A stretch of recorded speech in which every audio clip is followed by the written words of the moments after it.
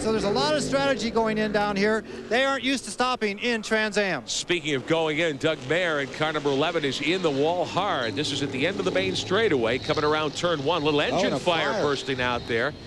Fire crew right on the scene, emptying a couple of fire bottles on the 11. Mayr triggers the onboard extinguisher.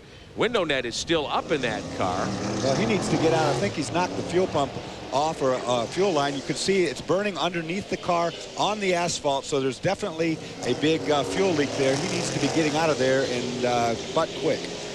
Doug Mayr from Franklin, Wisconsin, the Menards sponsorship on that Camaro. This is his third start of the season. It doesn't last very long, and that fire pretty stubborn, still burning under the hood. Hopefully Mayr is out. We don't see him as yet. That is burning now. The carbon fiber is on fire, quite soundly on fire. We've got the fire trucks getting there now. That is what they need, because these handhelds cannot combat this type of fire. There's a lot of fuel. I think he didn't have time to shut the switch off, and is probably pumping raw fuel right onto that fire. These cars, of course, do have fuel cells and so forth, but this is not a good situation. The fire crew, safety crew, quick on the scene here at Trois Rivieres. Field being moved out of the way. The fire trucks now arriving. There is a lot of work going on down there to try to get the flames extinguished in Doug Mayr's Chevrolet. That thing just keeps starting up, and I have to assume that there's raw fuel, like I said before, because they've kept putting this fire out and it just keeps on going, so something's supplying it with the energy to burn like that. The end of the main straightaway there, Dorsey talked about it a few moments ago. There's a bump going into turn 1. It can upset the car. We've seen several other machines this weekend in different classes of competition get upset going into that corner and have problems there. The Indy Lights are here this weekend. The Toyota Atlantics are here this weekend. A couple of different street stock divisions are here. And, of course, the SCCA World Challenge. So there's been a lot of machinery on the racetrack.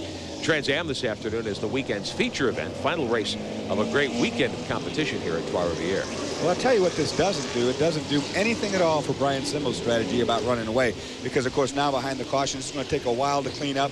They look like they have finally got the driver out of the car, and that took an awfully long time, unfortunately. Doug Mayr being attended to by the safety workers here on the scene, getting the best of medical treatment.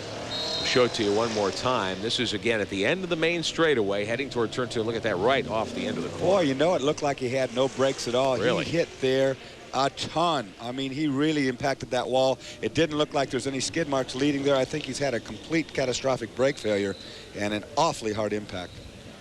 So Doug Mayr in just his third Trans Am start this season, and still some flame under that front end of the 11 car there. That is a soft wall, and it's very effective. There are tires, and then there's like a Kevlar band in front of them to catch the open wheeled cars, and of course the closed wheel machines like a Trans Am car when you have a problem. But this fire doesn't show any signs of going out anytime soon. The safety crew there, and Doug Mayr is going to make a trip to the ambulance.